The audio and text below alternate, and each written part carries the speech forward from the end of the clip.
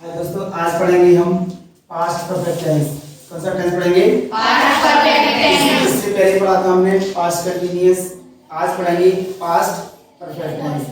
अच्छा, past perfect tense की जो टेंस को पहचानेंगे वो कैसे पहचानेंगे? चुका था, चुकी थी, चुके थे, आ था, ई थी, ए थे। जैसे इनकी बात होंगी, वह गया था, तो बड़े से साउंड देखो, उसमें आ था निकल रहा है। इसे क्या क्या साउंड निकल रहा है? आ था। ऐसे बहुत कम बोलते हैं कि वह वहां पहुंच चुका था। ऐसे मतलब अपने जनरली भाषा में बोलता है क्या? नहीं बोलते ना। सर मैंने खाना खा लिया था, या ये नहीं बोलते सर मैं खाना खा चुकी थी। ऐसे बोलते हैं क्या? तो ये आइडेंटिफिकेशन आपको बोलचाल की भाषा में बहुत कम मिलेगा, है ना। जैसे चुका था, चुकी थी, चुके थे आएंगे तो आप पहचान ही जाओगे कि बाकी परफेक्ट टेंस ही हैं। लेकिन जैसे मैंने शर्ट पहन ली थी या मैं शर्ट पहन चुका था, ऐसे बोलते हैं क्या? नहीं, बहुत कम बोलते हैं, ना के बराबर। तो आइए, तो पास्ट पर टेंस की जो पहचान होती है वो होती है चुका था, चुकी थी और चुके थे। और हिंदी वाक्य के अंत में आ था, ई थी, ए थी। रूल्स देखिए, इन वाक्यों में सहायक क्रिया हेड का यूज करते हैं। इन वाक्यों में सहायक क्रिया किसका प्रयोग करते हैं? हेड का। अब बेटा इसमें एक ही हेल्पिंग वर्ब है। जैसे प्रेजेंट परफेक्ट में जाओ तो उसकी दो हेल्पिंग वर्ब होती है, कौन सी? हैज और हैव। तो अपन को ये पता पड़ता था कि सब्जेक्ट एक के साथ हैज लगाएंगे, सब्जेक्ट प्लूरल के साथ क्या लगाएंगे? हैव। लेकिन इसमें क्या है? पास्ट परफेक्ट में आपकी एक ही सहायक क्रिया है, वो क्या है? हैव। तो आपको ये कंफ्यूजन में नहीं रहना कि सिंगुलर के साथ हैव लगाएं कि प्लूरल के साथ हैव लगाएं, क्योंकि हेल्पिंग वर्ब कितनी है? एक ही। हमेशा एक बात को ध्यान रखना, कोई भी परफेक्ट टेंस हो, चाहे वो वर्तमान में पूरा हो रहा हो, चाहे वो भविष्य में पूरा हो रहा हो, या भूतकाल में वो पूरा हो चुका हो, हम किसी भी परफेक्ट टेंस के साथ थर्ड फॉर्म का यूज करेंगे। ये बात माइंड में फील कर लो। कौन सी फॉर्म यूज करेंगे? थर्ड। और फॉर्म होता है वो फॉर्म, FORM, फॉर्म, फ्रॉम नहीं। कभी कभी क्या बच्चे भी एक फ्लो में बोल देते हैं थर्ड फ्रॉम, टीचर भी बोल देते हैं कभी कभी समटाइम्स, तो वो क्या है? फ्रॉम नहीं है, क्या है? फ्रॉम। तो मेन वर्ब की मुख्य क्रिया मतलब मेन वर्ब की थर्ड फॉर्म का प्रयोग करते हैं। एक बात बता दूं, टेंस वर्ब ही टेंस और कुछ नहीं है। टेंस क्या है? वर्ब ही। वर्ब को हम टेंस कह सकते हैं। आप बताओ, अगर टेंस में वर्ब नहीं हो तो फिर वो टेंस रहेगा ही नहीं। मैं राम हूं, ये टेंस है क्या? आई एम राम, ये सेंटेंस है, सिंपल सेंटेंस वाला वाक्य। एफर्मेटिव सकारात्मक, वह बाजार गया था,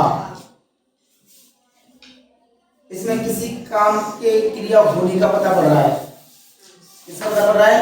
किसी क्रिया के होने का, किसी क्रिया के होने का पता पड़ रहा है। जैसे वह बाजार गया था, तो he had gone to market। Form में कौन सा आती है? Third form. तो वो की थर्ड फॉर्म क्या हो जाएगी? gone। he had gone to market। Nandini वहां पहुंची थी, या नंदिनी वहां पहुंच चुकी थी, तो नंदिनी had reached there। अब वे वहां पहुंच चुके थे तो भी मतलब बोलेंगे they had reached there, negative. ऐसे भी बात लिखी आएगा तुम्हारा भाई यहाँ नहीं आया था, कोई बता देगा नेगेटिव। लेकिन व्हाट इज नेगेटिव? नकारात्मक क्या है? वे वाक्य जिसमें किसी क्रिया के ना होने का पता पड़े। इसमें हमें किसी क्रिया के ना होने का पता पड़ रहा है ना, किसी कार्य के ना होने का पता पड़े। सॉरी, क्या? किसी कार्य के ना होने का पता पड़े। तुम्हारा भाई यहाँ नहीं था, यहाँ नहीं आया था। Your brother had not come here। बच्चे क्या करते हैं, कभी कभी तुम्हारा के बाद ही हेड लगा देते हैं, यही हेड लगा देंगे। अरे ये दोनों, तुम्हारा भाई, your brother had not come here. Next, मैंने गाली नहीं दी थी। कुछ बच्चे गिफ्ट देने के लिए गिफ्ट लगा देते हैं। गाली कैसे दे रहे हैं? गाली देना पूरा एब्यूज, ABUSE।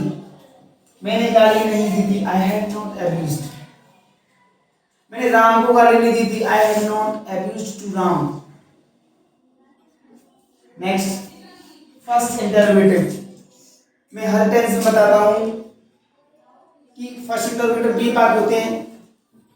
जो हिंदी में हमें पहले क्या शब्द मिलता है, कौन सा शब्द मिलता है? क्या। लेकिन वाक्यों को हेल्पिंग वर्ब से स्टार्ट करते हैं। जिस टेंस का वाक्य है उसी की हेल्पिंग वर्ब से। ऐसा नहीं है कि वाक्य प्रेजेंट परफेक्ट का और तुम कर रहे हो या एम से स्टार्ट। बच्चों को इज आर एम लाने बड़ा शौक रहता है। कोई भी टेंस आया, मैं खेलता हूँ तो आई एम प्लेइंग बोल देते हैं, क्योंकि आई मैं खेलता हूँ आई प्ले बनेगा प्रेजेंट टेंस में ना। क्या उसने कार खरीदी थी? Had he purchased a car. जब भी उसने शब्द आ जाए हम यहाँ पर ही भी लगा सकते हैं, हम यहाँ पर सी भी लगा सकते हैं। क्यों? क्योंकि यहाँ से हमें जेंडर का पता नहीं पड़ रहा कि ये मेल है या फीमेल है। तो had he purchased a car. क्या मोनिका ने हॉकी खेली थी? Had Monica played hockey. क्या तुमने कॉम्पिटिशन में भाग लिया था? Had you took part in competition या had you participated in competition. Next second interrogative जो है वे वाक्य जिनके वे हिंदी वाक्य जिनके बीच में क्या, कब, क्यों, कैसे, कहाँ, कौन सा, किस जगह, कितने बजे से, कब से आदि प्रकार के प्रश्नवाचक शब्द बीच में मिले तो वे वाक्य द्वितीय प्रश्नवाचक या सेकंड इंटरोगेटिव कहलाते हैं। और इंग्लिश में ऐसे वाक्यों को हम क्वेश्चन वर्ड से ही स्टार्ट करते हैं। जैसे वह कहाँ पहुंच चुका था। देखो क्वेश्चन वर्ड से स्टार्ट किया है। वह कहाँ पहुंच चुका था? कहाँ? Where had she reached. क्या चुकी थी बताए? वह कहाँ पहुंच चुकी थी? Where had she reached. तुम क्यों आए थे? मैं तो कम। वह कहाँ आई थी? Where had she gone. तुमने उसका पर्स क्यों चुराया था? Why had you stolen his purse.